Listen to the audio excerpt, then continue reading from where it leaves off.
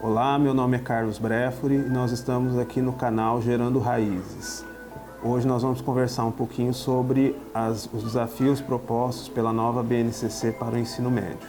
Se você tiver alguma dúvida, algum questionamento, pode mandar um e-mail aqui para o canal que nós respondemos.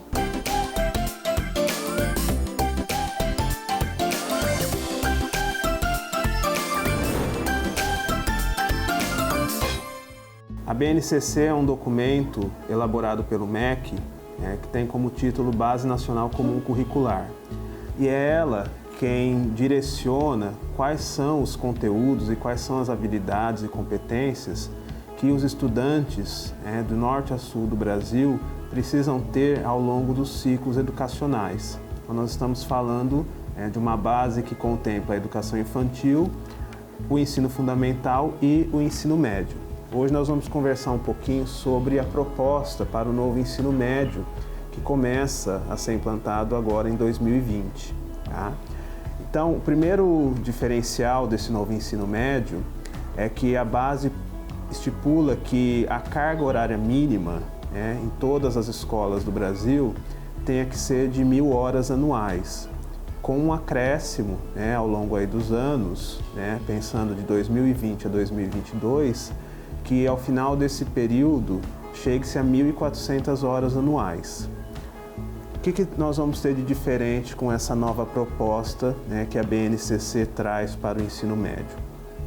Além do chamado núcleo comum, que são aquelas matérias obrigatórias em todas as instituições, nós estamos pensando aí português, matemática, as áreas de ciências humanas e ciências naturais, nós vamos ter um acréscimo de disciplinas chamadas de itinerários formativos. O principal diferencial desses itinerários é que nós vamos ter em sala de aula abordagens que trazem para o aluno uma perspectiva de investigação científica. Então vamos pensar da seguinte forma, eu vou ter 60% da grade desse novo ensino médio contemplando as matérias obrigatórias, que são aquelas que todos nós já conhecemos muito bem. Os outros 40% necessariamente precisam ser de itinerários formativos. E esses itinerários, que estão ligados aí às frentes básicas, vamos pensar em itinerários de língua portuguesa, de matemática, de ciências biológicas e de ciências humanas, eles não são momentos em que o professor vai trabalhar simplesmente um conteúdo teórico expositivo em sala de aula. Então, o grande diferencial para esses itinerários é que o professor vai trabalhar a partir de metodologias ativas com a proposta da pedagogia dos projetos. Então, são lançados temas ao longo do ano e os alunos vão passar aí por um processo de investigação científica, de construção desse conhecimento a partir de práticas que o professor vai sugerir como atividades de sala de aula. A BNCC, ela nos direciona aí na elaboração desses itinerários com algumas ferramentas básicas. Então nós vamos pensar que existem 4 temas ou 4 eixos que devem fazer parte desses itinerários. Nós estamos falando aqui de investigação científica, de processo criativo, de empreendedorismo e de mudança ou intervenção sociocultural. A partir desses eixos, os professores das diversas disciplinas vão elaborar roteiros ou chamados itinerários de construção do conhecimento a partir das suas áreas. Tá? Então vamos pensar que esse novo ensino médio ele vai ampliar as possibilidades de abordagem dos conteúdos. Isso não quer dizer que aquele antigo modo de dar aula vai sair de cena, ou que os alunos vão perder aí conteúdos das disciplinas. Tudo isso está preservado no chamado núcleo comum.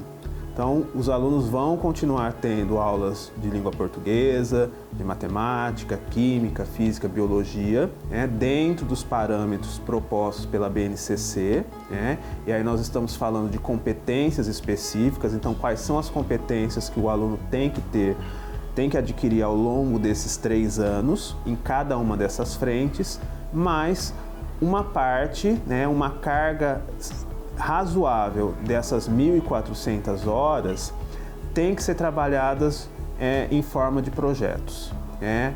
Pensando aí nessas metodologias ativas de o aluno é o protagonista da aula, o aluno vai aprender a trabalhar em grupo, a pesquisar, a investigar, a construir conceitos e práticas. Então tudo isso começa a ser pensado a partir de agora pelos professores que vão estar à frente desses chamados itinerários. Tá? Então é um período de grandes mudanças. Tá?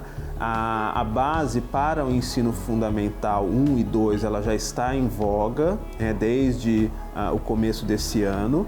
2020 é o pontapé inicial aí para o ensino médio. Tá? Então nós vamos pensar que dentro de 3 anos, de 2020 a 2022, todas as escolas do país, sejam elas estaduais ou particulares, elas têm que se adequar a essa nova proposta. Começando com uma carga de 1.000 horas, para em 2022 essas escolas já poderem oferecer aos alunos 1.400 horas anuais de trabalho. Dessas 1.400, então, 60% dedicadas às disciplinas do núcleo comum, 40% para os itinerários formativos. E a somatória dessas atividades começa a ser pensada também em função dos processos vestibulares. Então não é uma base que se esgote ali no ensino do médio. Tá? Nós vamos pensar que a partir de 2022 haverá uma mudança sensível também nos processos vestibulares. Nosso ponto aí de referência é o Enem, que já começa a ser repensado e o prazo final para essa mudança, de acordo com a nova base, é 2022. E atrás do Enem, todos os grandes vestibulares do país também começam a pensar nesse aluno ingressante do ensino superior sendo cobrado, sendo avaliado a partir de uma proposta diferenciada. Tá? Isso quer dizer que os processos vestibulares vão acabar? Não. Nós vamos continuar com os vestibulares, nós vamos continuar com o Enem, mas essas provas passam a contemplar também as habilidades adquiridas a partir dos itinerários. Então vamos imaginar que serão provas, serão processos seletivos que, além daqueles conteúdos obrigatórios, que nós conhecemos, que nós temos aí instituídos, que estão previstos na Base Nacional Comum Curricular, essas provas passam a exigir do aluno também uma tomada de decisão, uma construção de conhecimento a partir daqueles eixos que são previstos nos itinerários. Então são alunos que têm que demonstrar ali competências com relação à investigação científica, aos processos criativos, às demandas do empreendedorismo e as possibilidades de intervenção sociocultural. Então, é um período de grandes mudanças.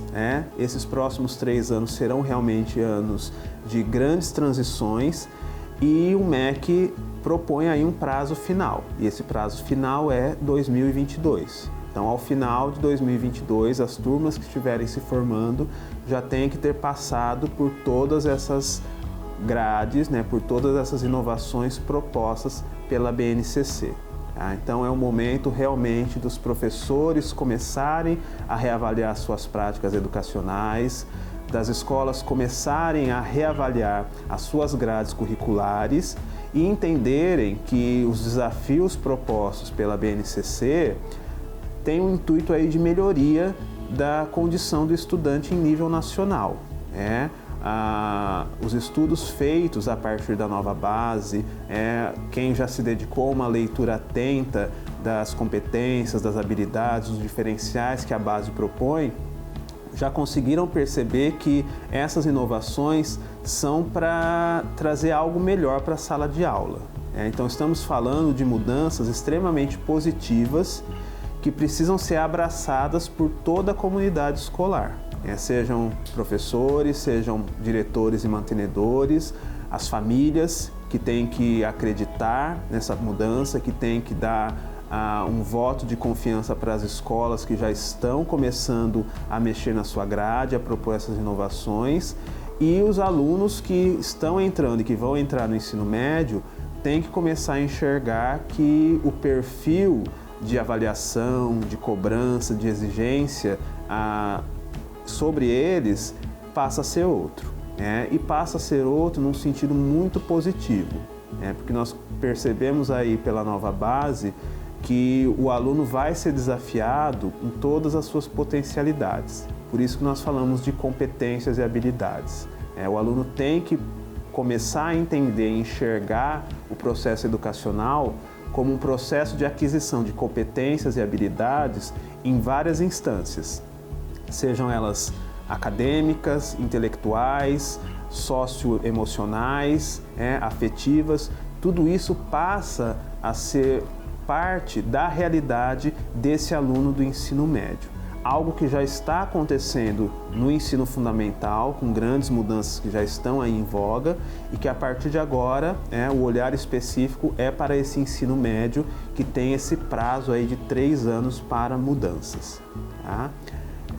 Se vocês tiverem alguma dúvida, algum questionamento, podem mandar e-mail aqui para o canal. Nós estamos abertos aí para discussões, para respostas.